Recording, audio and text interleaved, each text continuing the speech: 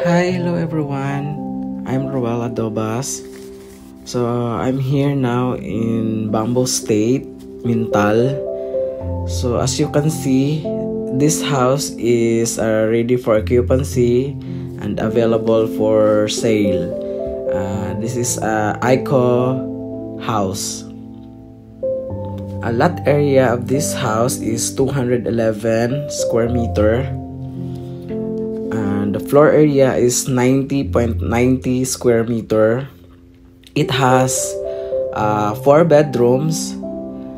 The first bedroom or the maid's quarter room is at the back of the house.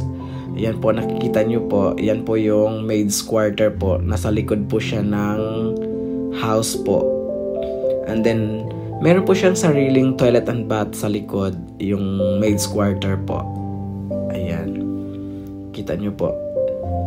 Ayan. Again, ang lot area po nito is 211 square meter. Ayan po. Itutur ko po kayo sa likod at saka sa gilid po ng ICO house. Ayan po yung perimeter po ng property or the lot area po. Yung poste na po yan. Ayan po. Ayan po, as you can see, meron po siyang covered carport. Good for one vehicle lang po talaga ang magkakasya po niyan. Ayan po. So, pasok po tayo. Ayan. The living area po. Sa ngayon po is hindi pa talaga siya gaano ka-complete. Pero, once na i-turn over po sa inyo yung unit is talagang furnished na po talaga siya. Ayan po. So makikita nyo po is mayroon po siyang mga naka-built-in po na cabinets sa kitchen.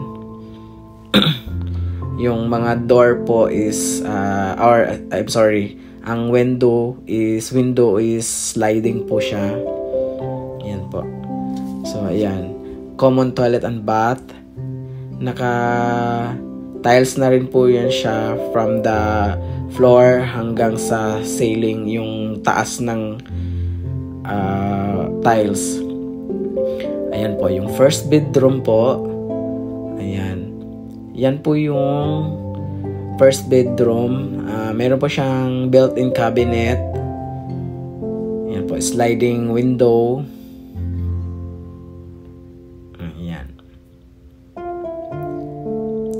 So the next is the master's bedroom. May mga naka-built-in na rin po na cabinets. Ayan po. So yung floor na yan po is papalitan din po. Ayan, ayusin din pag once na i-turn over po yung unit. Ayan, yung master's bedroom po is may sarili po siyang toilet and bath. Ayan, naka-tiles na rin po from floor to level po siya sa ceiling. Ayan po.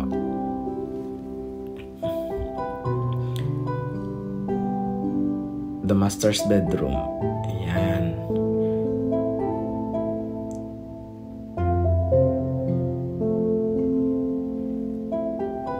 Then the next is the other bedroom po. So, meron din po siyang sariling cabinet inside. So, sa lahat po ng room except po sa maid's quarter is may sarili pong cabinets po. Ayan po, yung sa living area. Ayan. So, itong ICO house po is for sale po siya. To reserve this house is you need to pay the reservation fee of 100,000 pesos. The 100,000 pesos is deductible naman po siya doon sa total contract price. So, ayan po si Aiko. Ayan, makikita nyo din po sa harapan is mayroon pa pong malaki po na vacant lot.